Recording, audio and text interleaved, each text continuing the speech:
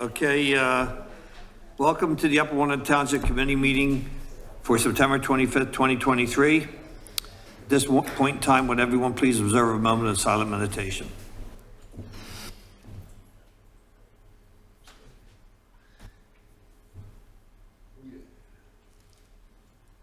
Would you please stand and join me in the Pledge of Allegiance?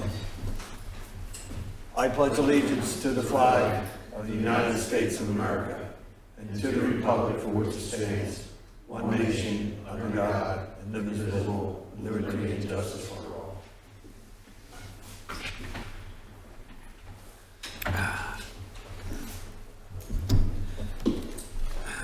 Tonight we have Finance Administration Committee is up first. We have Commissioner Locker, Commissioner Spearing, Township Manager, Matt Canlin, Assistant Township Manager, Randy Scheibel, and we have Sean Kilkenny, our solicitor. First item of business, number 3 actually, is the presentation announcement. You gonna handle this? Yeah, I can handle this. Kind of a bittersweet announcement. As some of you may know, Randy Scheibel, our current Assistant Township Manager and Finance Director, will be retiring soon. And so a few months ago, we began the process of trying to identify his replacement. So we conducted a national search. We received applications for a number of very good candidates, very qualified candidates. We narrowed it down to a group of 3, and at the end of it determined that the candidate I'm going to introduce you in a minute was the best candidate. John Bates is our new Assistant Township Manager. John most recently served as the Finance Director at New Britain Township. He comes with quite a bit of private sector experience, and then of course the experience at New Britain. We're very excited to have him here. He and his wife, Mary Beth, live in Warrington, so they're close, and they have 2 children. It was Molly and Morgan. And John grew up in Northeast Philadelphia, so I think he is. You're an Eagles fan, right? All right. Yeah. Yes. Yeah. So we're very excited to have John with us, and his official start date will be in early October. Thank you. Welcome aboard. Thank you very much. Appreciate it. Speech. I guess the formal That would be an October meeting. over next week. John will be formally brought in at the full board meeting in October. Yeah. But his start date is after the Yeah. second. Okay. Next week, go ahead. Yeah. Motion to approve minutes? All right. So we need approval of the minutes from July 24th of 2023. So I have no problems or questions. I don't either. You good? Commissioner of Public Comments.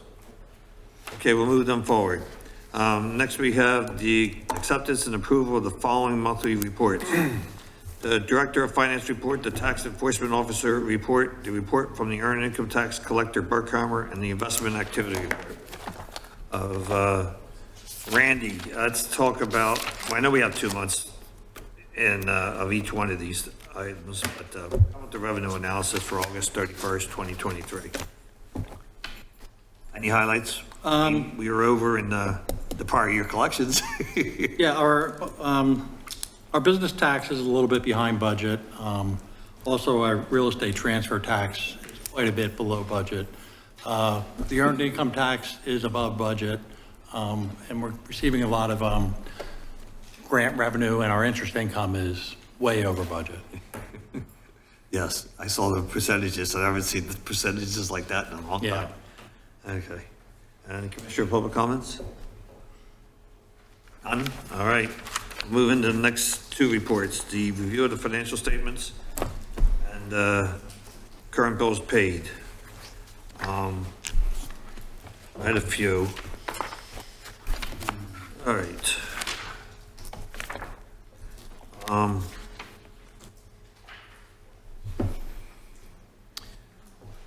Interfund operation transfers on the revenue side. Normally, do we do transfers this time of year, or do we wait till the close out of the, I usually do those transfers quarterly. okay. So like, I'm working right now on doing the the third quarter's transfers. So they'll show, for next committee meeting. Okay. And then the next one will be the third quarter, so. Yeah, and I'll have all the restricted fund reports and the grant revenue report and the quarter, the bond reports.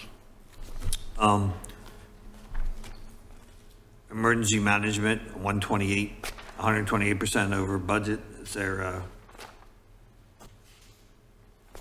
anything, the revenue side of July or August? I'm sorry, where are you at? I'm sorry. On the expenditures, revenue, expenditures, the summary?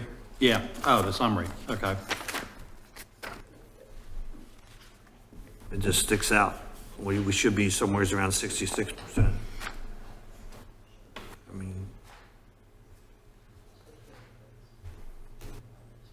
in public works, sanitation's 88%.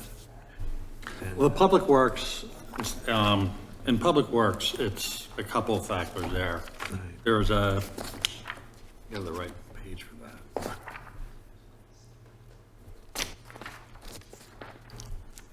It's right after the checks. It was, he does have a major equipment purchase under a PO. That will be, when it comes in, we will pay for that out of bond funds, but the PO gets written against here. And then also under road improvements, that is for the lights. It was a Green Light Go grant for the lights on North York Road. So we'll have a corresponding revenue to offset that. Okay. I noticed that some of the,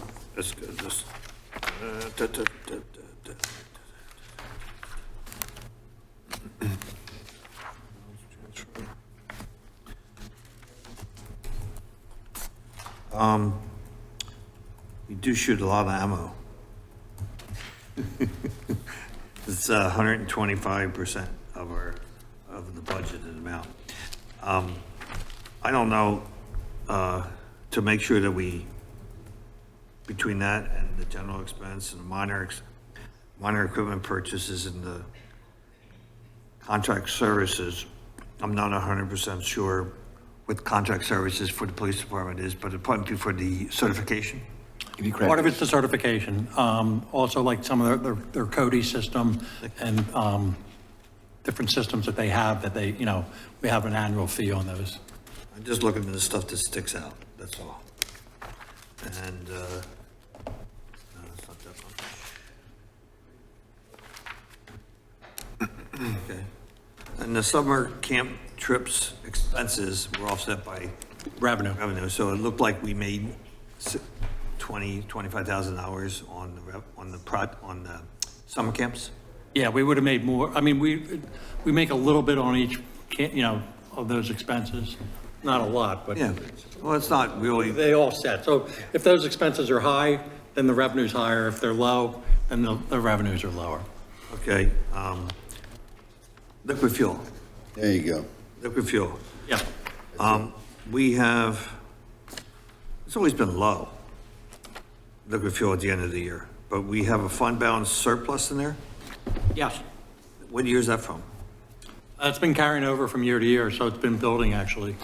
And we're doing the roads that we need to get done on the overlays. One of the things that's helped the last 2 years is we've purchased very little salt, to be honest. Yeah, we've been lucky. Yeah, we have Over time. Yeah. So that's where a lot of that surplus actually came from is, that we didn't have to purchase salt. Are we able to use liquid fuels for curbs? I'd have to check that. I don't believe we can, but I would have to check that. Oh, so, They're very restrictive on liquid fuels. well, a few years ago, we took over the curbs, the township did, and sustaining the longevity of the pavement. So I don't see why we can't make an argument for that. Other municipalities don't use them because they turn that expense back to the homeowner. Right. And we made a conscientious decision to take the curbs.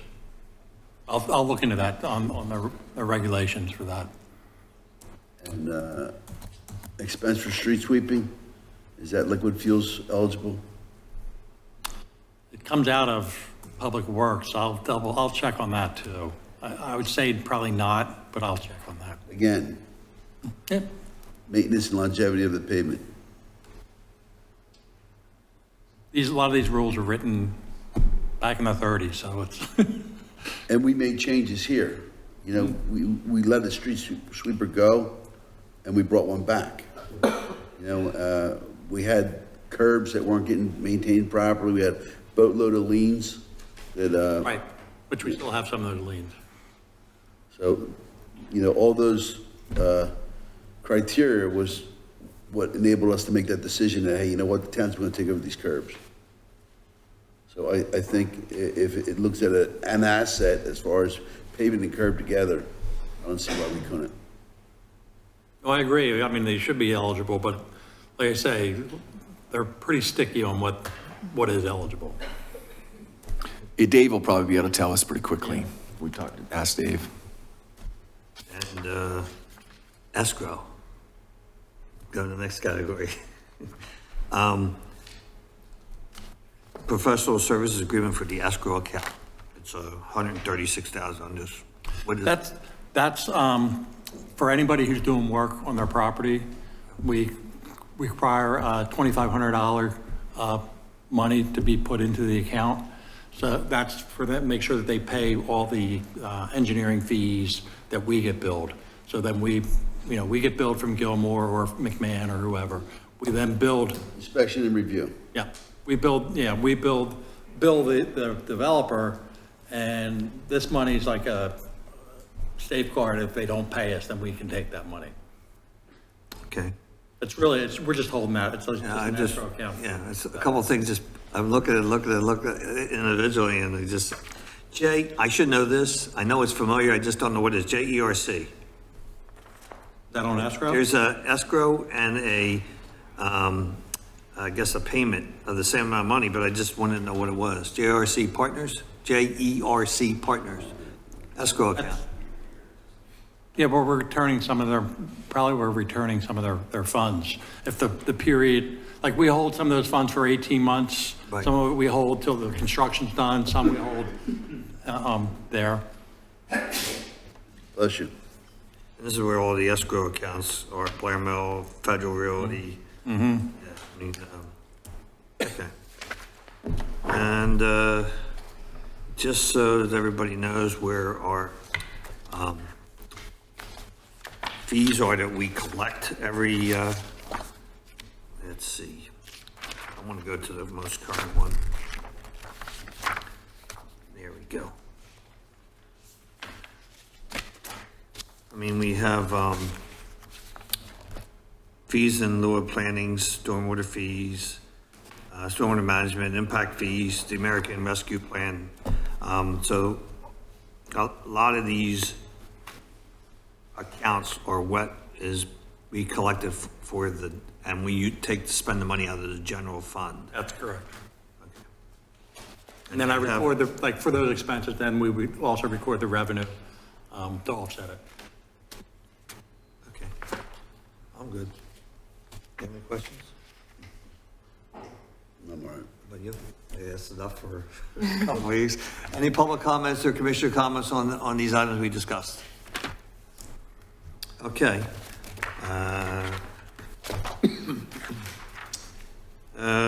That concludes the financial statements. So now we have personnel. We have a few, two appointments and investor reappointments. The first is the appointment of Joseph Packus as a Ward 3 representative on the Parks and Recreation Advisory Council to fulfill the vacancy left by Tom Asani and serve a new 2-year term that will expire on May 5th, 2025. We emailed, is Joe here? Welcome. Hi. So this is just a vacancy we've had for a long time. So happy to have it filled. So I have no problems. I invited Joe to be here. You okay? Yeah. Commissioner, public comments? Yeah, I have a public comment. I also want to welcome Joe to the ranks of the Public Works volunteer at one of our meetings, and we wish him a long tenure. Welcome aboard, Joe. Thank you, Commissioner. Okay, so we'll move him forward for appointment next week. Next is the appointment of Lynn Reber as a member of the Human Relations Commission to fill a vacancy left by George Rosser and complete the current 3-year term that will expire December 31st, 2023. Again, this is only for a couple months for right now, but in December, January, the new board will approve all the candidates for another 3-year term. Is Lynn here? Okay, I guess she wasn't able to make it today. Okay.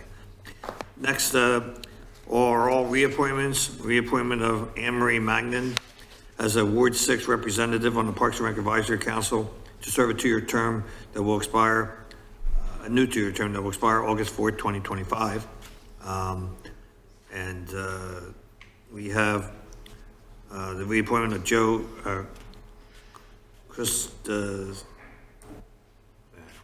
I'm not sure. Krastowski? What? Krastowski? Krasowski, as an alternate member on the Police, Fire, and Civil Service Commission, and to serve a 6-year term that will expire August 7th to 29. And the reappointment of Michael Davido as the police officer representative on the Police Pension Fund Committee, and to serve the 3-year term that will expire August 3rd, 2026. I have no problems with any of these three. You have any? No.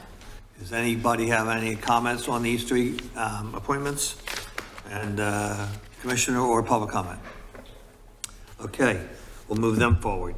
Next, we have 3 more. The reappointment of William Alexander as an alternate member on the Uniform Construction Code Local Appeals Board, and to serve a new 5-year term to expire August 5th, 2028. And the reappointment of Henry P. Jacklin as an alternate member on the Uniform Construction Code Local Appeals Board to serve a new 5-year term to expire on August 5th, 2028. And the reappointment of Udo Marin as an architect member of the Uniform Construction Code Local Appeals Board to serve a new 5-year term to expire August 5th, 2028. These people serve now. They don't get much action, but we're happy to have them on board and have this appeals board available in case we need it. You okay? Good. Okay. Any public Yes. or commissioner comments on these 3 appointments? Okay, we'll move them forward. Next, we have vacancies. Just a quick, we have vacancies on our APA for a Ward 3 representative. The Historical Commission has 2 vacancies. One's